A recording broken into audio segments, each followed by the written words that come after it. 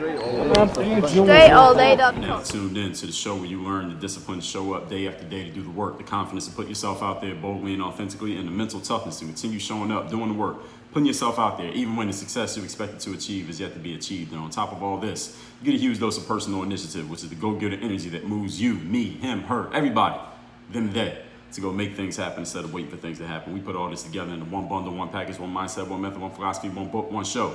This masterclass right here that is called Work on Your Game. My name is Dre Baldwin, also known as Dre All Day. Welcome to the show. You are in the right place at the right time. And in case nobody has told you today, you are the right person. I'm going to tell you today why this whole concept of equality, and I'm putting equality in quotation marks. I mean, not to say that it doesn't exist, but the concept of equality as it's been being talked about through much of the year 2020, and no matter what year you're listening to this, I guarantee you it will still be a conversation, at least in some pockets of the population. I'm going to explain to you why. Actually, I'll tell you right now in the title, because equality is impossible. That's why this is always going to be a topic. It will always be being talked about. And actually, this should be equality in all capital letters, kind of like the t-shirts that I think Nike made these t-shirts for equality. I'm going to tell you today why equality is impossible. Yes, you heard me correctly. It is impossible for everyone to be equal. Now, just a few days ago, I talked about racial inequality being the fight that you can't win, and I think I clearly explained why that is. I've talked about equality also when it comes to opinions, meaning not everyone's opinion is worth the same amount because we have different backgrounds, we have different resumes, different amounts of credibility. That was in episode number 1305. Not all opinions are created equally, and I actually talked about the fact that equality is a myth way back in episode 730. So about 3 years ago, I talked about this before, but I'm going to talk about it again. And it's not the exact same idea, because back then I was just telling you that equality is a myth. And that was before there was a whole lot of people running around talking about why we need equality, why we need to do this because of equality. We need to give. These people need to give to these people so we can create more equality. Or it's not fair that these people have this much while these people have this much because it's a lack of equality. Or we should vote for this person and not for this person because voting for this person is going to move us closer to equality. I'm here to tell you that all of those concepts, I don't even care what you fill in the blanks with, is all bullshit. And I'm going to build my case for why this is in today's episode. Now, this seems to be, again, everybody knows what's been going on in America over the last, I guess we can say, the last 60% of the year 2020. Even if you don't live in America, you know what's going on. If you listen to this show, you know what's going on because I've been talking about it.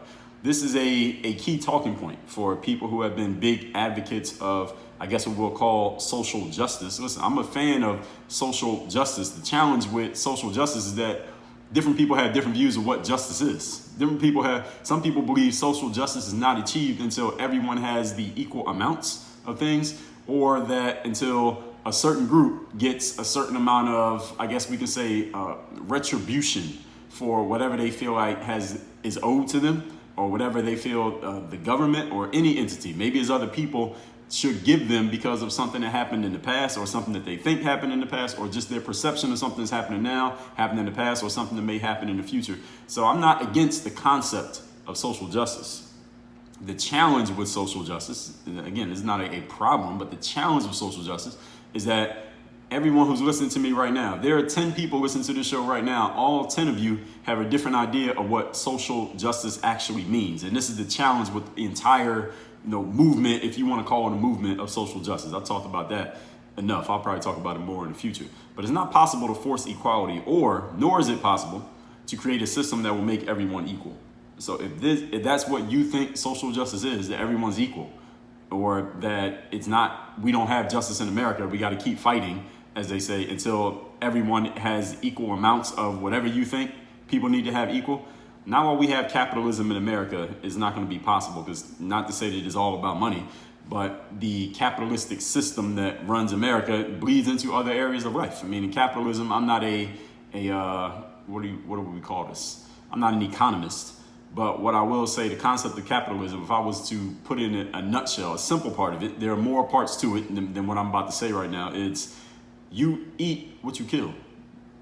You eat what you kill, or you get to eat off what you own. If you're able to acquire something, even if you didn't kill it, If you own it, then you have control of it. And that's pretty much the way that it works. You might not even have to do much of the killing. Maybe you could hire somebody to do all the killing, but they're doing the killing on your behalf. You own it. That's the way that it works. Now, I didn't create this system, so don't be mad at me for pointing it out. If you have a problem with the capitalistic society, or if you feel like it has been bastardized and taken too far, listen, don't shoot the messenger. I'm the one just letting you know that this is what it is. And there are certain times on this show where I'm going to tell you there's certain parts of the game being life, being business, being your sport, being family, being your career, your industry, whatever. There's certain parts of the game that you will not be able to change. Now, you can want to change them.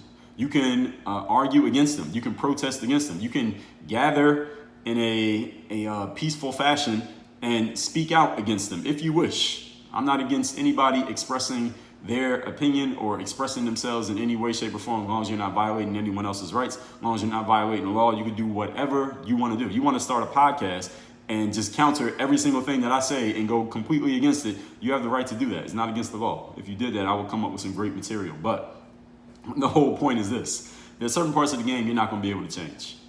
And I'm going to build my case. I'm going to explain to you why this is a part of the game that you won't change. Now, if you decide to defy me and ignore me and go try to do it anyway, listen, go do it.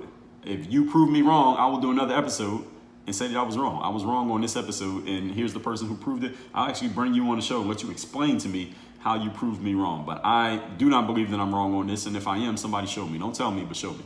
While we have capitalism in America, I don't see the concept of equality ever being actually achieved, because it's actually impossible. And I'm going to explain to you again, I'll say again, why that is. Point number one. Topic once again is why equality is impossible. Number one, equality is impossible because of the concept of human choice, especially in the United States of America, also known as the land of the free and the home of the brave. It's impossible for everyone to be equal because not everyone makes the same choices. Can we agree to this? Can we agree that the gym that you go to every day, everyone in your neighborhood, everyone in your block, everyone in your family, they can go to that gym too. If they were willing to pay $30 a month, if they were willing to come there at the same time every day, if they were willing to hire the trainer, if they were willing to go to the cycling class, if they were willing to lift weights, if they were willing to get on the treadmill, if they were willing to sweat and then have to go home and shower and recover and then do it again the next day, they could go to the gym the same way that you go to the gym. But can we agree that there are people who are aware of the gym, they know how much it costs, they know how they could partake in the use of the gym, but they just choose not to? Can we agree to that?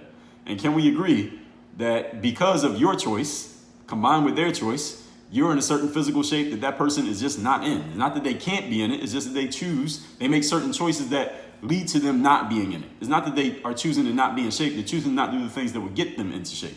So sometimes it's not even the direct choices that people are making, but it's the indirect choices. For example, if I make the choice to be in the street life and deal drugs, I might get arrested, I might not. But if I end up in jail and you don't choose to go into the street life, even though we grew up next door to each other, and you don't end up in prison, or you don't end up dead, or you don't end up unable to get a job because you don't have a felony on your record like I do, does that mean that there was something, did I do something wrong? Did you do something wrong? No, we just made different choices and we end up with different results. Now, I was free to do what I did. If committing a crime is what I chose to do, then that's what I chose to do. That's what I chose to do. If I chose not to commit a crime, then that's what I chose to do as well. We were both free to do those things. Now, if you do something that's against the law, even if you're free to do it, then you're going to have a problem. But you get the point that I'm making here. All human beings, we are all different. No matter the system or the way things are set up, systems are still made for human beings. We're not robots. Now, if we create a system for robots, everything can be equal, everything should be exactly the same. Or if you create a system in which humans are just following a process that is so airtight that they can't possibly mess it up, at least if they're reasonably following the system. For example, if you get a cheeseburger at McDonald's in Seattle, Washington, then you go to Chicago, Illinois, and get another cheeseburger from McDonald's, the exact same cheeseburger, it'll pretty much look the same and it'll pretty much taste the same, even though humans are the ones who served you that cheeseburger because the system is tight. And again, assuming that the human beings are reasonably trying to do their job the way that they were trained to do. Since all human beings are different, ladies and gentlemen, and since we all make different choices, we will all respond differently to various stimuli. Can we agree? Can we agree that there are some people who say, I'm going to go outside running 5 days a week, and they do for 4 days, but on the 5th day it's raining, so they don't go running. And you say, I'm going to run 5 days a week, you do for 4 days, on the 5th day it's raining, you go out there anyway. And over the course of a year, 2 years, 3 years, maybe you're in a little bit better shape than the person who doesn't go out on the days that it rains. We call this the third day principle. And I got a few episodes where I've talked about that. Let me tell you what they are. I'll tell you about the first day principle, which I talked about on masterclass number 1262.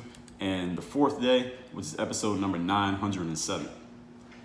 We make different decisions. Therefore, in the short term, sometimes, and in the long term, every time, we end up with different outcomes. This is how oftentimes people end up so far away from each other in terms of their results and their outcomes in life, even though they started off at the exact same spot.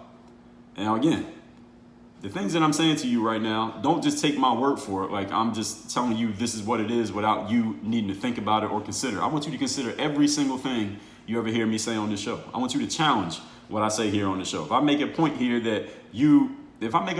not even that you necessarily disagree with it, because you might disagree with the entire concept of what I'm saying here today. But so I'm not saying that if you disagree with the overall point, because I'm sure I've said something on the show that you have disagreed with. Maybe you know about it, maybe you don't. If I make a point that I do not back up with some logical, empirical reasoning, then I want you to let me know. So you tell me, and over the course of your life, or anyone listening to this who is at least, let's say you're at least 15 years old, okay? If you're under 15, maybe it hasn't been enough time yet. You just keep living, you'll get there. If you're at least 15 years of age, can you agree that you have some friends that you knew them really well, you were really close to them, and you were very similar in terms of the results of your life maybe 5-10 years ago, and already, you and that there's a wide chasm between where you're at and where that person is at, and it is mostly due to the decisions that you made versus the decisions that that individual made. Can we agree to this? And the older you are, the wider this gap becomes. Somebody tell me I'm wrong with this. Even if you create a system, since all humans respond differently to various stimuli, even if you create a system that's designed to even the playing field, imbalances will still occur. Can we agree? I'll give you an example. I just use McDonald's as an example, right? So when I was a senior in high school, I worked at McDonald's. This is why my 1 year that I was on the basketball team scoring 2 points a game, I was working at McDonald's part-time, like on the weekends and stuff like that. So me and about 4 or 5 other males, we are all around the same age. We're all like seniors and juniors in high school. We all started working at the same McDonald's at the same time. The reason that was because this was a brand new McDonald's inside. Any of you who's from Philly, this place called the Plymouth Meeting Mall outside of Philadelphia, PA. I used to work at the McDonald's at Plymouth Meeting Mall. Now, the last time I was in Philly and I went to that mall, the mall was redesigned differently. So the way it was then is different than how it was the last time I was there. I think this was maybe 2016. I went inside Plymouth Meeting Mall. I'm like, man, this place looks completely different. But anyway, and the McDonald's was just opening. So they hired, everybody who worked there had just been hired to work at McDonald's. And there was a few people who were seasoned, McDonald's workers to, help us along the way, be our veterans, be the veteran presence at McDonald's. So anyway, it was me. I remember we were working in the back. It was me.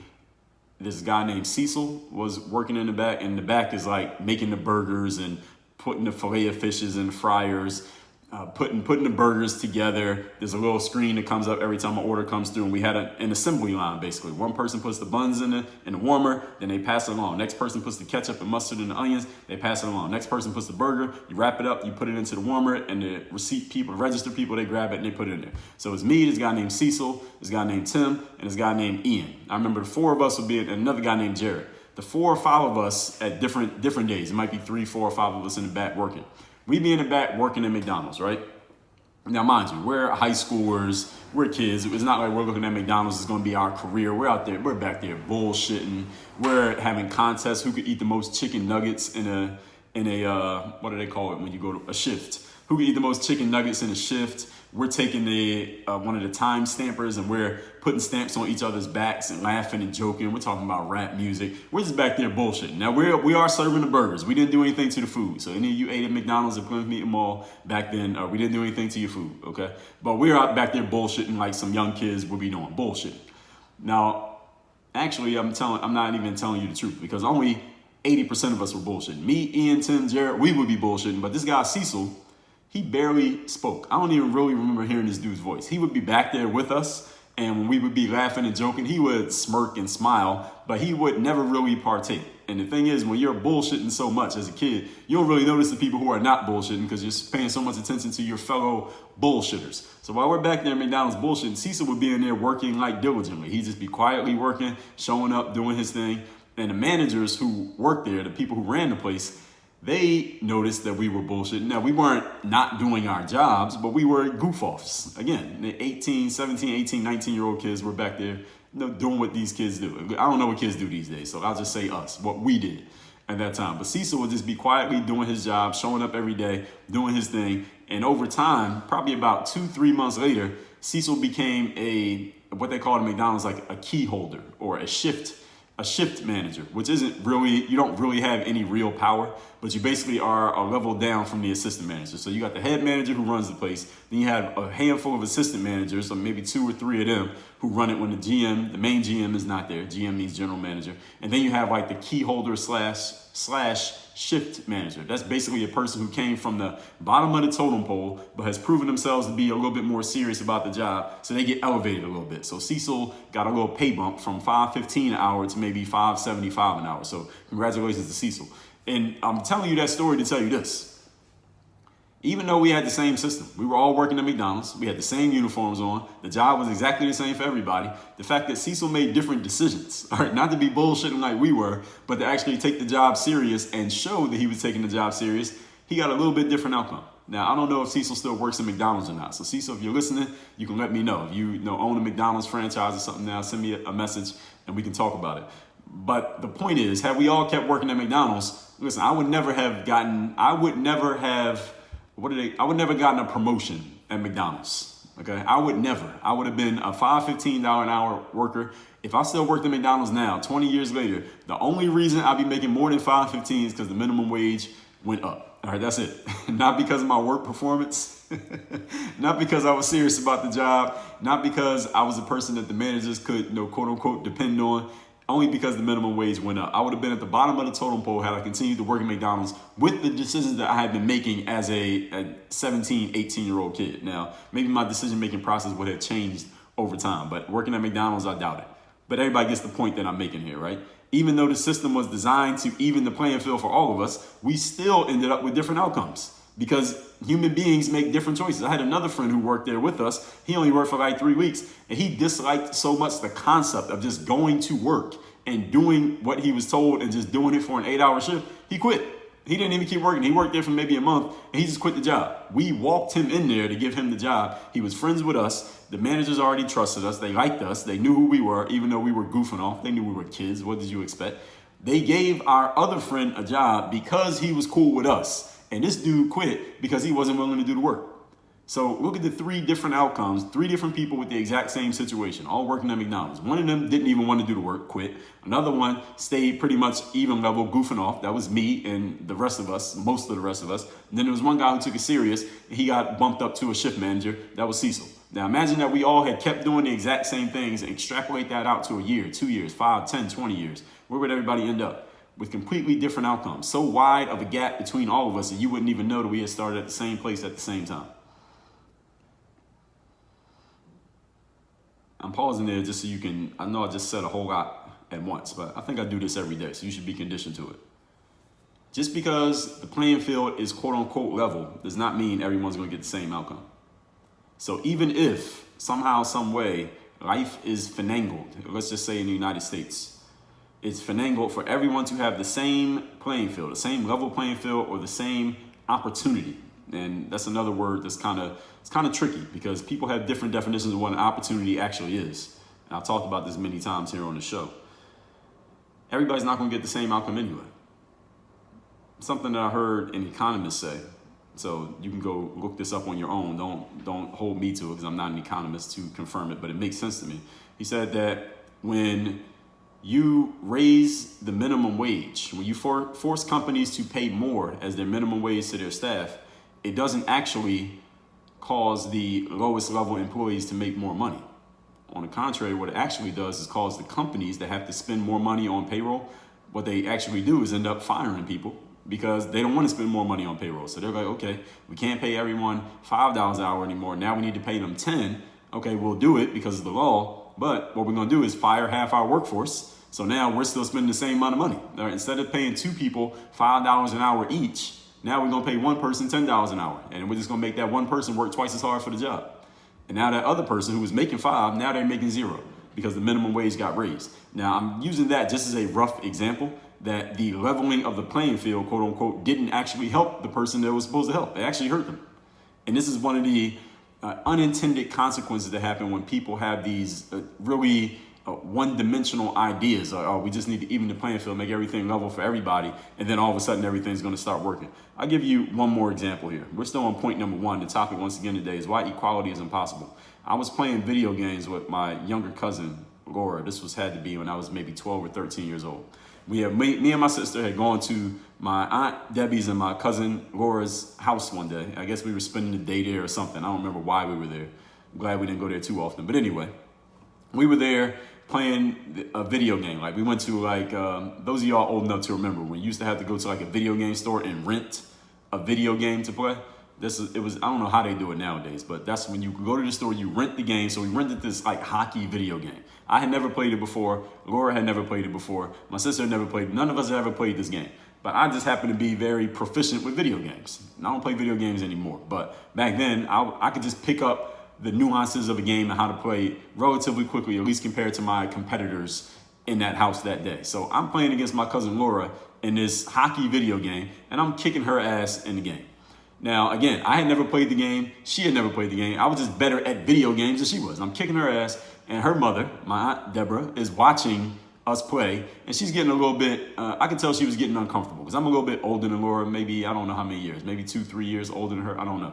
But I'm beating her, and my aunt was getting upset that her daughter's getting beat on by me in this video game. Now, I'm this cocky 12, 13-year-old kid, too, so I'm arrogant about it, and I'm winning, too, so I had earned my right to be arrogant. So then in hockey, for those of you who don't know, hockey players are allowed to fight, right? So when we're playing a hockey video game, my player and her player start fighting during the game.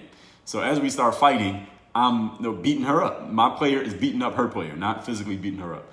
My player is beating up her player in the video game, and Laura turns to her mom, who's watching us play, and she say, "Mom, he didn't tell me how to work the fight controls," because she had pretty much picked up how to play the hockey part, but if the players start fighting, she didn't know how to throw punches. So my player beats her player up in the fight, and even know anything about hockey, it doesn't matter who wins or loses a fight. All right, the fight, they just let you fight, but you both get a penalty for fighting no matter who wins or loses. So it really didn't matter.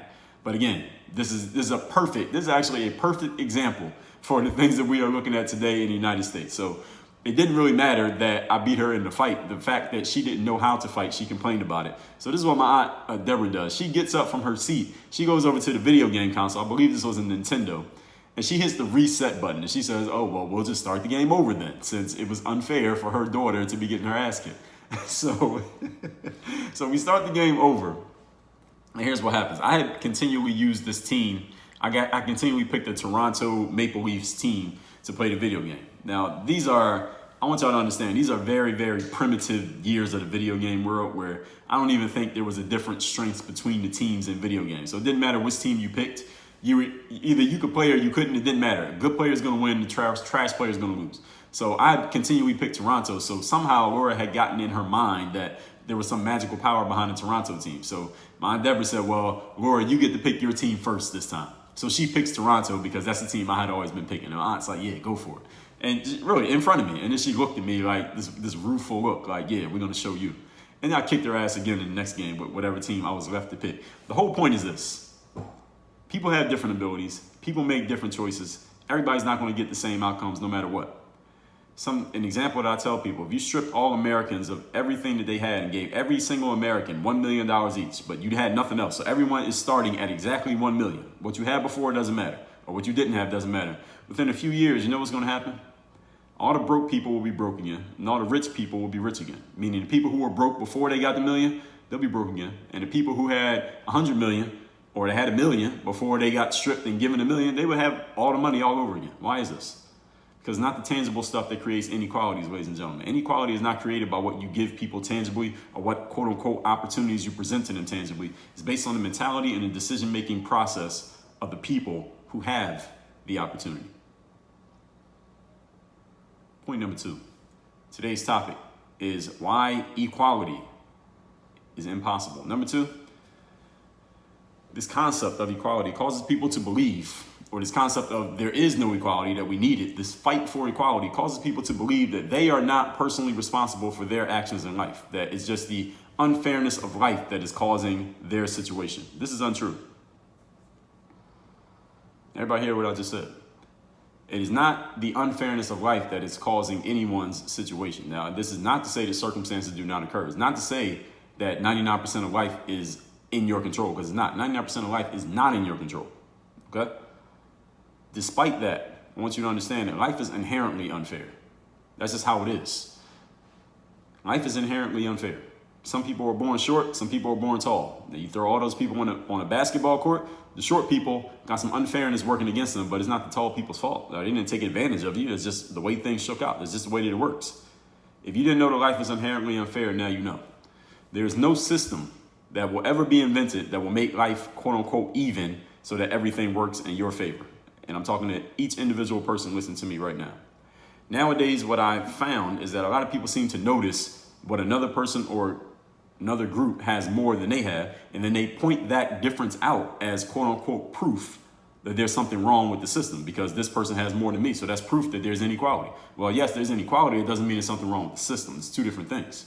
For example, 80% of the players in the NBA are black, but black people are only 13% of the population. So is the NBA unfair? Is the NBA biased against white people? Is the NBA discriminating against white people? No, of course not. You would laugh at that. That's a ridiculous question to even ask, right? Because we know that the play in the NBA is based on a lot more than what color you are. It's based on, can you actually play basketball? And it just so happens that 80% of the best players in the world happen to be black. You could do your own study on why that is, but we know that it's the truth. There are many imbalances in life, ladies and gentlemen, that may be reflected by, let's say, race or height or gender or whatever group you feel like is being discriminated against or has unfairness against them, but it is not because of that thing. It's very important that whenever you're trying to point to one thing as proof of another thing, that you understand the difference between correlation and causation. Correlation means two things happen at the same time. Causation means something happened because the other thing happened. When I do my live streams, usually I do them at the end of the day, end of my workday, Eastern time. The sun is usually going down while I'm doing my live stream. I'm watching the sunset while I'm doing my live stream. Now, if I believed in causation, I would say, oh, the sun only goes down when I do my live streams. Now, if you thought about that, you would laugh because that sounds ridiculous, right? What I'm actually talking about is not a causation. My live streaming does not cause the sun to go down. It just happens to be correlated with the sun going down. It just happened to happen at the same time. If people understand the difference between correlation and causation, a lot of injustice talk or lack of equality talk that we hear these days will cease to exist because a lot of it does not make sense. I'm not saying all of it, but a lot of it doesn't. But let's stay on the point that we're on here today, which is equality is impossible. And I'm telling you why. Point number 3, the topic here today, again, equality is impossible. Just because someone has more than you does not mean the system is against you. It does not mean that that person cheated. And it doesn't mean that something must be done to make it easier for you. Let me repeat that sentence. Just because someone has more than you or is doing better than you does not mean that the system is working against you. It does not mean that that person cheated. And it doesn't mean that anyone needs to do something to make the game easier for you. FOH. If you don't know what FOH stands for, fuck out of here. This, what I just described, what I just debunked rather, is the battle cry of people who are losing. But instead of focusing on how they can fix their game to start winning, they're looking at the food on other people's plates. All right, didn't I just tell you about that not too long ago? Looking at the food on another man's plate. I told you about this in episode number, we talked about it in 666, but I talked about it again. I revisited it 900 days later, episode number 1579. Never look at the food on another man's plate. The only way you know that somebody has more than you is if you're looking at what they got instead of focusing on what you got. And maybe you don't have much, but if you were looking at your own plate, maybe it'll be a little bit more there. And this may be exactly why you're hungry and there's nothing on your plate because you're looking at everybody else's plate. Listen, what somebody else eats doesn't go through your digestive system. All right, everybody's food always looks better than yours when you ain't paying attention to your own food. A mouse might have came and grabbed yours while you're looking at somebody else's. As they say, sometimes the grass is greener on the other side of the fence. That's because those people are watering their grass. What are you doing with yours? Yours is all brown, there's weeds in there. You ain't called the landscaper in months. You about to get fined by the community because you ain't keeping up your lawn. All right, no wonder the grass is greener on the other side of the fence. Sometimes the grass is greener for a reason, not because it's unfair to you, not because somebody hooked you up with some unfair grass. It's just because you ain't taking care of your shit and they're taking care of theirs. Sometimes it's just a simple explanation of the game. Call it Occam's razor. The simplest explanation is often the most accurate. Point number 4. Topic here today is why equality, as people claim to know it, it is impossible. Let me tell you what equality you do have. All right, so I'm going to actually contradict myself here in point number 4. Here's the equality you have. All right, you got 24 hours in a day. Does anyone disagree? Okay.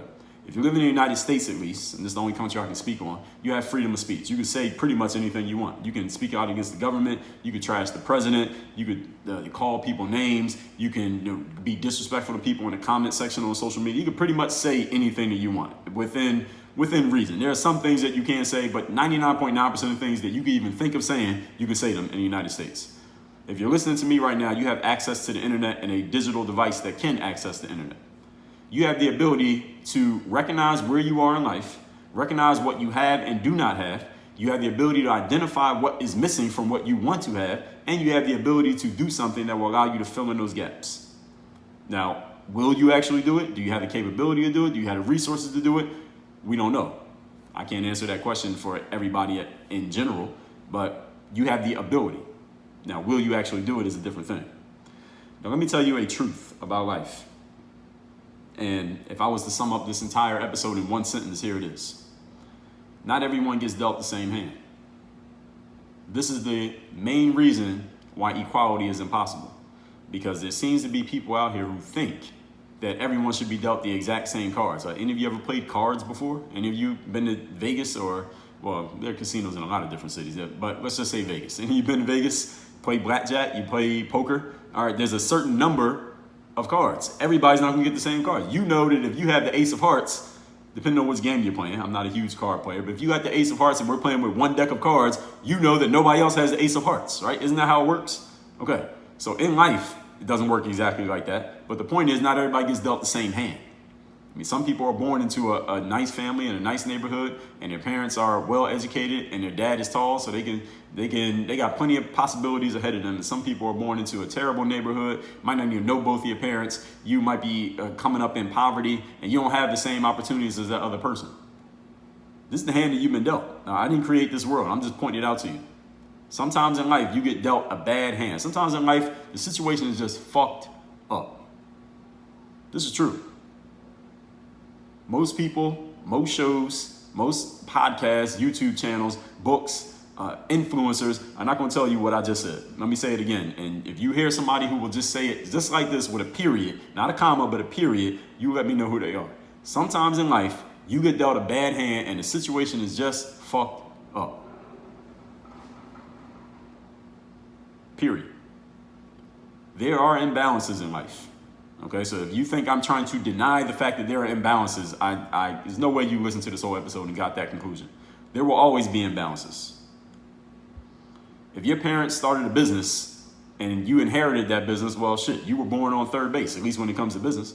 If your parents were absentee or on drugs, you might not even be in the stadium, let alone on third base, second base, first base. You're not even at home plate. You ain't even in the locker room. All right, you can't even get in the building. That's the hand you were dealt. But if you can hear and understand the words that are pumping into your speakers right now, or your earbuds, or however you listen to this, understand that you are aware of this. I don't think I told you something that you never thought of before. Maybe you never thought of it this way, but you thought of it before. This is not the first time you ever considered it, which means since you're now looking at it, you have the power to alter your circumstances through your choices and through your actions. If I'm wrong, somebody let me know. Let's recap today's class, which is why equality is impossible. It's a big talking point when people are talking social justice these days. I'm telling you why it is impossible in the United States for equality to be manufactured. Point number 1, human choice. No matter the system or the way things are set up, everything is set up for human beings, and you can agree, you can attest that not every human being is the same. Some of you have siblings who are making completely different decisions than you, and y'all are in completely different places in life. The only way people know that y'all are even related is when you tell them, that's my sister, that's my brother. But looking at your results, looking at their results, such a huge gap. You're like, how the hell did these two people start in the same place? Well, it's very easy. Y'all just made different decisions. Point number 2. This talk about equality causes people to believe that they are not responsible for their actions. Some people, not all people. It's just the unfairness of life. Life is just unfair. Well, here's the thing. Life is unfair. This is the thing. Sometimes people rail against us as if there's some kind of problem, as if they're going to, send it back and get a refund. Don't do that. Okay? Life is inherently unfair. If you didn't know that, now you know. There is no system coming up that will make everything equal. All right, there are many imbalances in life that may reflect whether it's race, color, gender, where people are from, geographical locations, etc. Understand the difference between correlation and causation. Just because two things occur at the same time does not mean they cause each other. Point number 3, just because someone has more than you does not mean the system is against you, doesn't mean that person cheated, and doesn't mean something needs to be done to make it easier for you. Sometimes you just get dealt a bad hand, that's the game you got to play. Point number 4, here's the equality you have. 24 hours in a day, freedom of speech, internet access, the ability to recognize where you're at, what you have, what you don't have, identify what's missing, and to fill in the blanks. Here's the truth, ladies and gentlemen. Not everybody gets dealt the same hand. You ever played cards before? You know, sometimes you get dealt an amazing hand, sometimes you get dealt a shitty hand. Either way, you got to learn how to play it. If you can hear and understand what I'm saying to you right now, that means you are aware. And that's the first step in being able to do something about your circumstances. That's why this show is called Work on Your Game. Dre, all